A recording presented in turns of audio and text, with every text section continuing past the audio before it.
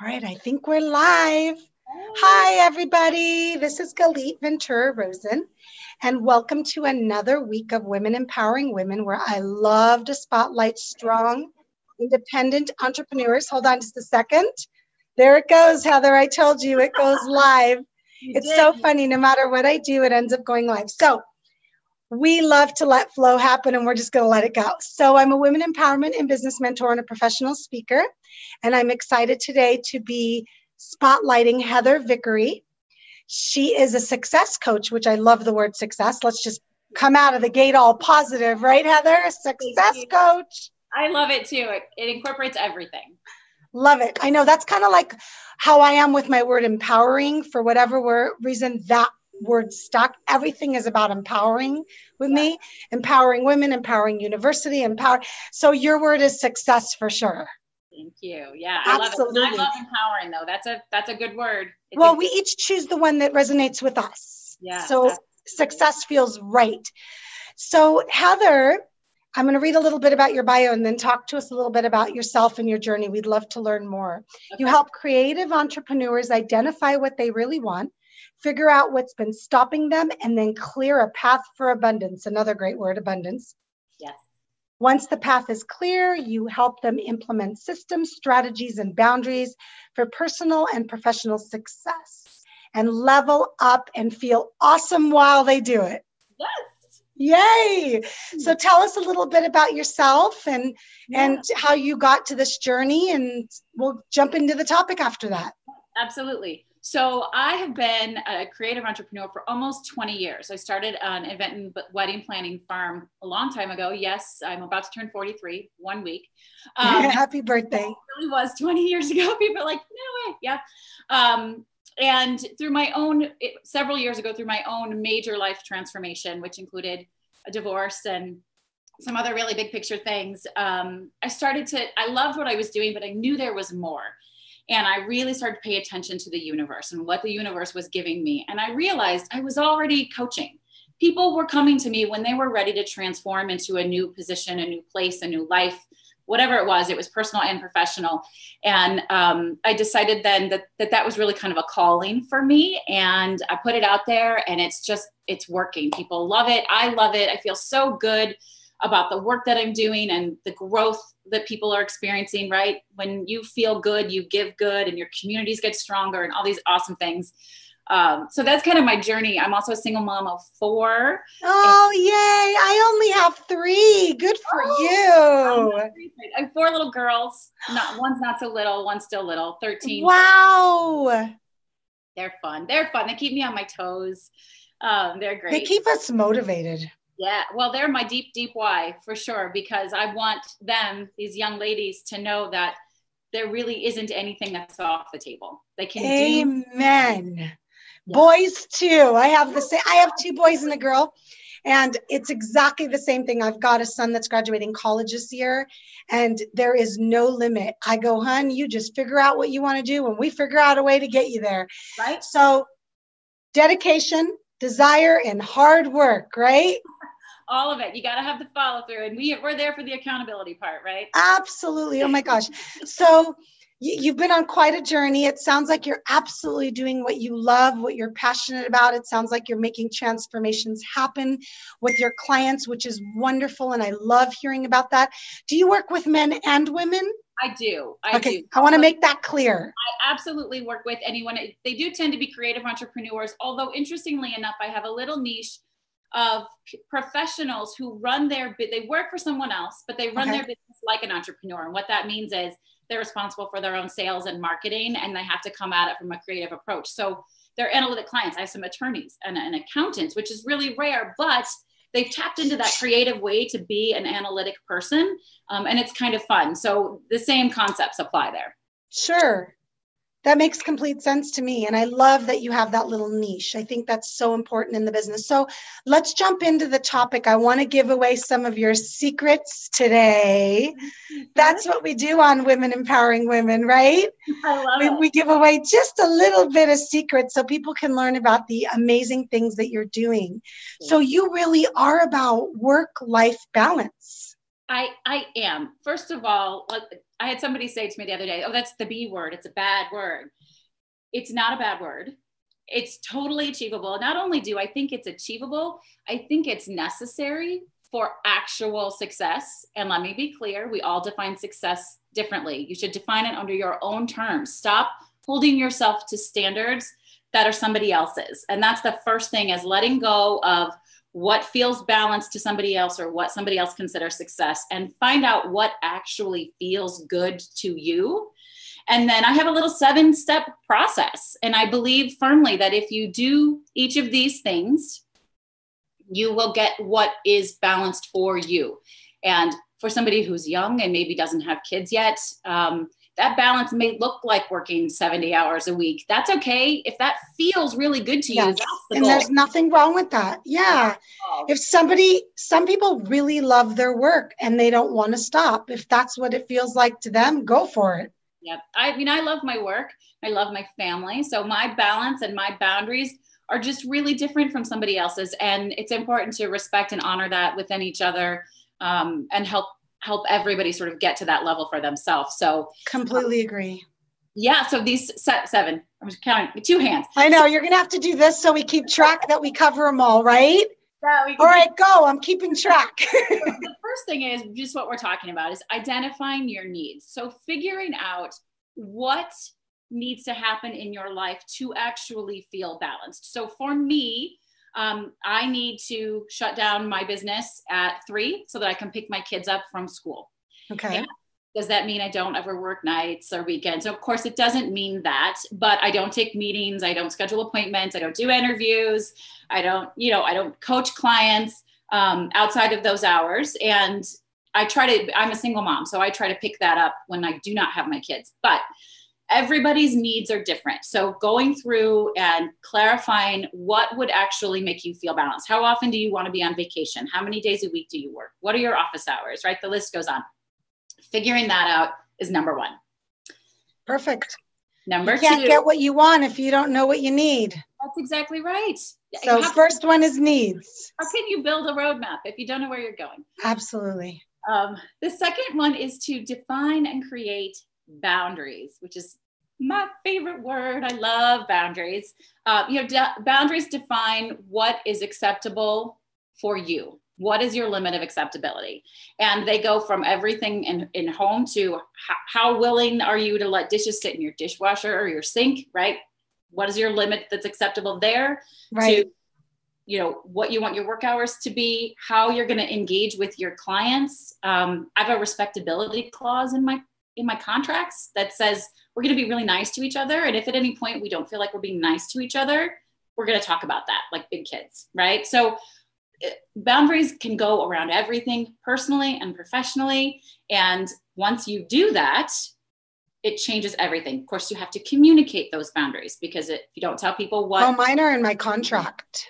Right? I know, mine are too. And mine are in my contract. They're told. And I think the nature of humans, even good humans, is that if you do not put boundaries out, they test them. And so if you don't have boundaries, you're getting texts and emails and phone calls at 11 o'clock at night. One of mine is I get a lot of, I'm on Pacific Coast. Yes. So really I'm working later in a sense than most people on the East Coast, but I'm still getting private messages, not from clients, because my clients know my boundaries, at 10 and 11 o'clock at night, my time. And I don't even respond. I don't even open it. Yeah, you should. So if I open it once, oh, there you go. That's exactly. Now they're like, oh, I can message her all the time at 11 o'clock at night. No. And then if you don't the second time, they're like, why aren't you talking to me, right? So yes, managing those expectations and then clearly communicating them, because people cannot give you what you want and need if they don't know what it is. Yes. Honestly. They're not mind readers. No one's a mind reader, right? We'll go back to the dishes, because we talk a lot about business, but let's just say if you live with other people and you expect them to do dishes, but you never tell them that you expect that, but you're pissed at them all the time because they don't do the dishes, you're never going to get anywhere. Yes. Right? Yes. Boundaries. Boundaries are awesome. They're awesome.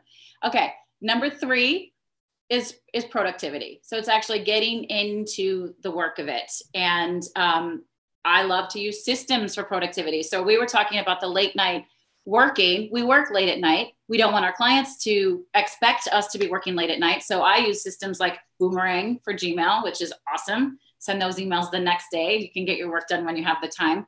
So many systems that go into being productive and making your life easier and helping you maintain your boundaries, right? To keep that balance that you want. Oh, yes. Very important. Thank you. Productivity is 3. Yeah, 4. I'm like, wait, where are my fingers? Commitments. Okay. So commitments to me are different than goals. There's intention behind them. You are saying, instead of saying, oh, someday I'd like to do this, I will be doing this, right? So once you've I will. And I also love I am. Yes, absolutely. I am doing this. I will do this. So you've identified your needs. You've created boundaries around it. You're in the motion of it, right? But you have to commit to following through with all of those things and mean it and do it. Do you know what I always use as an example, Heather? And I'm just going to do it for fun because we're ladies on the call. Yes. I'm dreaming of my knight in shining armor. Okay, not me. I'm good. I got mine. But I'm dreaming of my knight in shining armor. Okay, great. So what are you doing about it? Well, nothing. So do you just expect them to knock at the door and say, I'm here? So that sounds like what you're talking about. That's great to dream about it. It's great to put it out there. It's great to think about it. But if you don't follow that up with action, productivity, go, yep. It's funny. The one that I love is, I read this recently. If you're in the car and you're listening to a really great Motown station and you're liking it, it feels good, but all of a sudden you decide you want to hear a little classic rock. Do you think if you sit there and think, if any minute Bruce Springsteen is going to come on this station, it's totally going to happen? Do you think that's actually going to happen? Or do you need to actually change the channel to the classic rock station and hope the boss comes on? Right? Like you can manifest a lot of things. Heather, if you want to know what I would do, because my personality is action, action, action, I'd be like, Google Music, Bruce Springsteen. But that's action. Know, right? It's a whole new world these days. But it's action. It is action. So there you go. So yeah, I too. I love very important. I like that. I love number 4. Those are the systems. Excellent. And then number 5 is one that I also love. It's very difficult for entrepreneurs, I think, is delegation. Do you know what? Yes, it is. Yeah. Because you know why? Why do we not like to delegate? We're all a bunch of type A control freaks. Control. Oh my God, it's so funny. I love number 5 because it is so important. And I cannot tell you how many entrepreneurs I work with and they think they can do it all. And then the second I teach them how to delegate, they are in love with me. Yes. What? You mean I can actually go to bed at 6 o'clock at night or get done working? So yes. Delegate. Love that one. Okay. So, right. Because that's sort of a gateway to all of these things working. You can do it all, but you can't do it all at once and you don't have to do it all. So delegation is important. Next up, number 6 is accountability. You know, we're all human beings. And yes, we are. We have to find ways to hold ourselves accountable. Usually that involves another person. So if you hire a coach or if you just tell your partner, hey, stay on me about this. Or I love actual accountability partners. I find other people who are motivated in the same ways that I am. And we'll talk once a week for 5 or 10 minutes and just say, okay, this is what was on my list. I got this done, whatever works for you. Find people to help you stay accountable because it's really difficult to do it on your own. And it's not that you're not capable of doing it on your own. It's that the statistics and the facts and all of them show that as humans, we go squirrel. And when we go squirrel, we need someone to bring us back to alignment. I always think of the train tracks, yep. Right? We get off the train tracks, now bring me back. So it's human nature. And I think with that one, what's really important to mention is it doesn't make you a weak person when you ask for accountability. And so accountability, the perfect example is going to the gym. Mm-hmm. Some people hire personal trainers because they know that if they have somebody that's waiting for them, they'll go.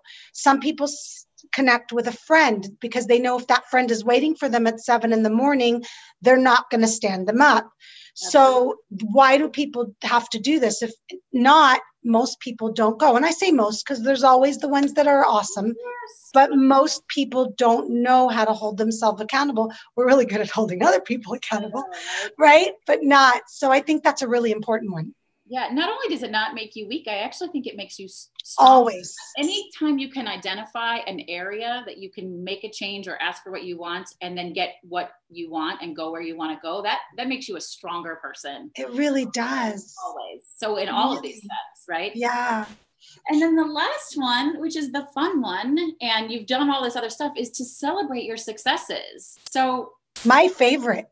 Yeah, right? I mean, it should be. Have that cocktail or plan that vacation or whatever it is. If you follow all these steps and you build this balance that works specifically for you, you get to celebrate that by doing whatever it is you want to do at the end of the road, right? So, and you can decide what those rewards are. They can be daily or weekly or monthly or annual. And it doesn't have to be big. Some people, when I talk about the celebrate your successes, they're going, oh, wait, how many purses can I afford? No. I say, don't go buy a purse. No. What is it that within yourself allows you to feel like you succeeded and you're celebrating your accomplishment? For me, sometimes it's just driving to the beach for a day or two, or going to the park, or for everybody it's different. For me, I don't see clients on Fridays. I don't make any appointments on Fridays. Every once in a while there's like something that flows over, but very rare. So Fridays for me are create days for my business. That for me allows me to celebrate my accomplishments. So sometimes I create, sometimes I go to the spa. That, right? And you get so sometimes I'll go out of town for a 3-day weekend. So you're saying again, this is really about you. Yes. And you and what you want to do. Another thing that I found out is as type A women entrepreneurs and lots of men too. Yep. I found that we're so quick to go to the next thing we want to accomplish. We forget to just stop and allow ourselves to recognize what we did. Be grateful for that process and the reward. And yes. Hello. Yes. Do a little dance, something, anything. Who rings a bell? For me personally, sometimes my daily, like I just need to power through this list of these things I have to do. And then I go for a walk, right? Oh, I love being outside. That's my favorite. One of the reasons I love living in Vegas, Miss Chicago, is that it is the end of November and it is still 68, 70 degrees out. So I swear I'm not rubbing it in your face. I'm just sharing. 60, which was crazy. No, oh my God, that's so great. So I love the weather here because I'm such an outdoor soul. And so it sounds like you may be as well. Yeah, it's just a change of pace and some fresh air and getting your blood flowing. And so there are big ones, you know, I take my girls on a vacation every year and I build towards that. But sometimes that's something to look forward to, which could also be a place to celebrate your successes. It is. Because you have a thing to look forward to, you know, it's coming. Yep. That's another way to look at it. Yeah, absolutely. Perfect. Successes are celebrating those successes can be a big act or a small act, and they can be daily things or things that you build in and work towards and look forward to. Absolutely. And as women, we really are bad at patting ourselves on the back. We can be. Yeah. So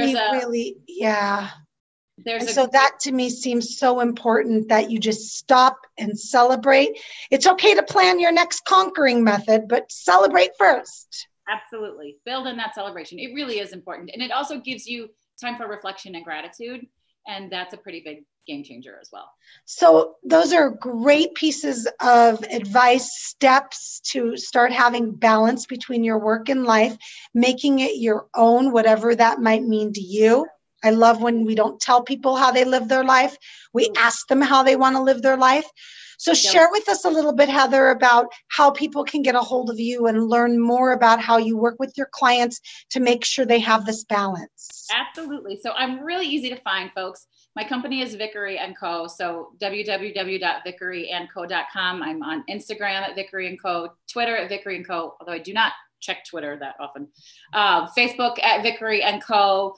And have a really fun course that you can check out if you want. It's a self-guided audio course, which I dig because you can listen podcast style when you're out in the middle of your busy, busy life. It's called Chaos to Clarity. It's a roadmap to personal and professional success. It's only open 4 times a year. So be sure to check out when. There might be a good pre-sale. So you can jump in on that one. And really that course is designed to help you rescue yourself from feeling overwhelmed or stuck. So I don't rescue you. I give you the path and you rescue yourself, right? Oh, and I love that because that's really what it's all about. Yeah. Excellent. Yeah. Fine. And you can email me, heather@vickeryandco.com. Super perfect. Yeah. And we'll make sure we put the links below on YouTube and in any groups that you post this on, so that way they could just easily click. You know how much we like easy today. So that way they can get a hold of you and learn a little bit more. But thank you so much for sharing. Thank you for everything that you're doing for others in the world. I think that balance, I love the B word. And I think balance is a beautiful thing. I think it keeps us sane and out of those rooms with the 4 padded walls. Right, Heather? I totally agree with you. Thank you so much. I appreciate you. And I'm so glad that I had an opportunity to interview to you today. And thank you to everyone watching another episode of Women Empowering Women. You can always learn more about me as well at GalitVenturaRosen.com. Thanks, Heather. Thank you, Galit. I really appreciate it.